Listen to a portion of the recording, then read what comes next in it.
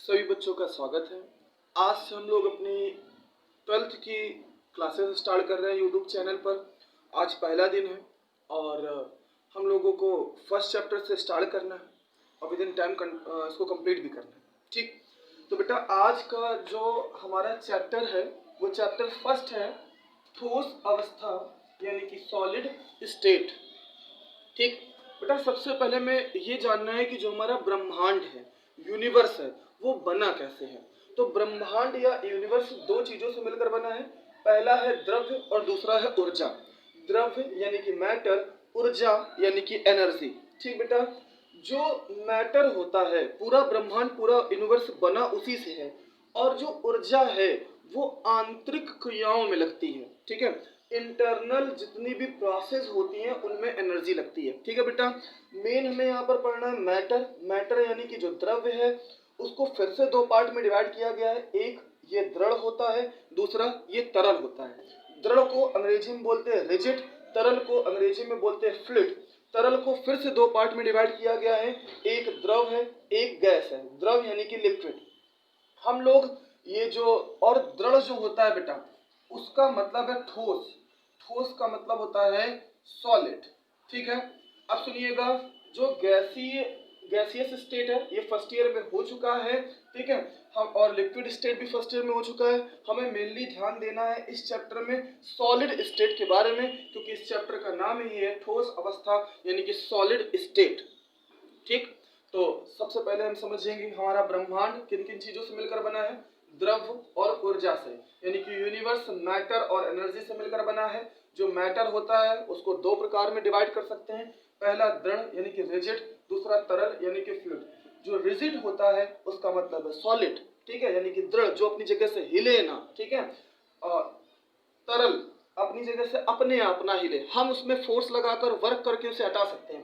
तरल यानी कि फ्लूइड यानी कि द्रव जिसे लिक्विड बोलते हैं। गैस यानी कि गैस। ठीक है बेटा, हमें स्टार्ट क्या करना है, ठोस से स्टार्ट करना है। ठीक है, तो सबसे पहले हम इसमें पढ़ेंगे भौतिक अवस्था को निर्धारित करने वाले कारक। इस चैप्टर में सबसे पहली जो हेडिंग है बेटा वो क्या है, भौतिक अवस्था को निर्धारित करने वाले कारक। भौतिक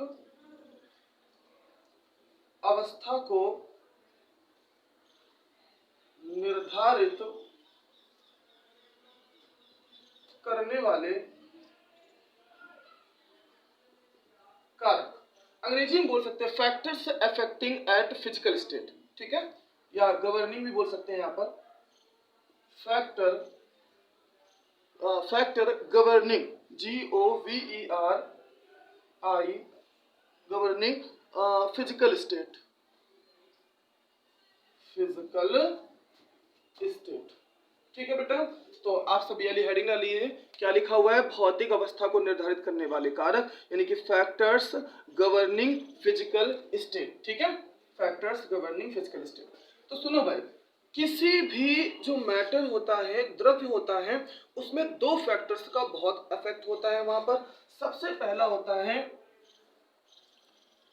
अंतरा कड़ीय बल बोल दो, या आप इस पर आणविक अंतराकड़ीय बल बोलो या आणविक बल भी बोल सकते हैं। अंतराकड़ीय बल, इंटर पार्टिकल फोर्सेस।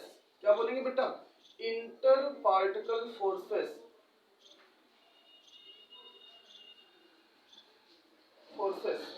ठीक है, और दूसरा होता है तापीय ऊर्जा यानी कि थर्मल एनर्जी।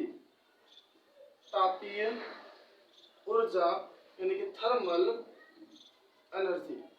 ठीक है बेटा, तापीय ऊर्जा का मतलब है हम किसी चीज को गर्म करें, तो गर्म करने पर वो पिघलेगी, पिघलने के बाद वेपराइज्ड होगी, गैस में कन्वर्ट हो जाएगी। और इंटर पार्टिकल फोर्सेस, अंतराकड़ी का बल मतलब होता है कि कणों के बीच लगने वाला बल।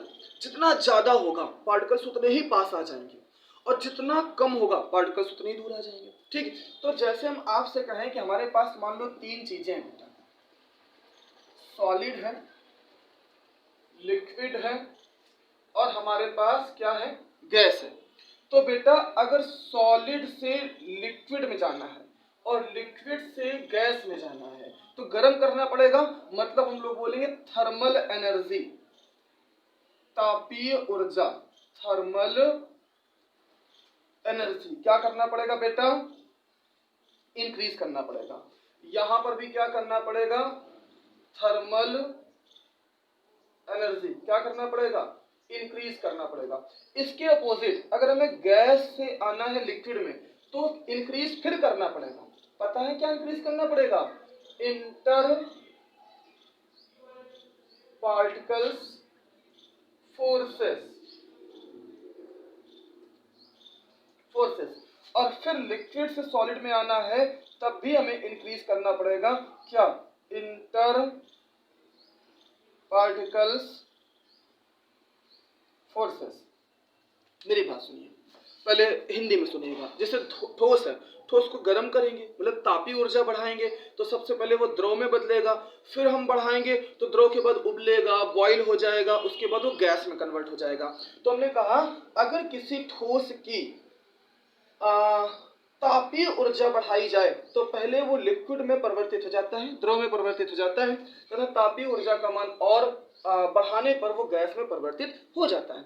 इसके विपरीत अगर गैस के अणुओं के बीच अंतराकणीय बल बढ़ाया जाए, यानी कि वो आपस में पास पास आ सके, अंतराकणीय बल बढ़ाया जाए तो पहले वो द्रव अवस्था में आता है, फिर इसके बाद ठोस अवस्था में आ जाता है। ठीक है, हमने बोला if thermal energy of any solid substance is increases then firstly they are converted into liquid, then thermal energy is further increases, they are converted into gas. If interparticle forces between the gaseous molecules increases, then it is converted into liquid, and after further increasing interparticle force between liquid molecules, then it is converted into solid. इतनी बात आपको ध्यान रखना है। फिर एक छोटा सा फिगर बना लेना है आप लोगों को। इतना पूरा करने के बाद ये भी बना लेना ताकि आपको याद हो जाए। फिर ऐसे 3 बॉक्स टाइप के बना लीजिएगा। 3 क्या बना लीजिएगा बेटा, बॉक्स। आप थोड़ा बड़े बड़े बनाइएगा, हम छोटे बना रहे हैं। और जो छोटा बनाइएगा मतलब पहला बॉक्स होगा उसमें पार्टिकल्स बिल्कुल पास पास कर दीजिएगा, यानी कि ये लगेगा सॉलिड, पार्टिकल्स फिर थोड़े से दूर कर दीजिएगा। ठीक है, तो ये आपका क्या लगने लगेगा, लिक्विड, और फिर पार्टिकल्स और दूर कर दीजिए। ठीक है, तो ये लगने लगेगा क्या, गैस।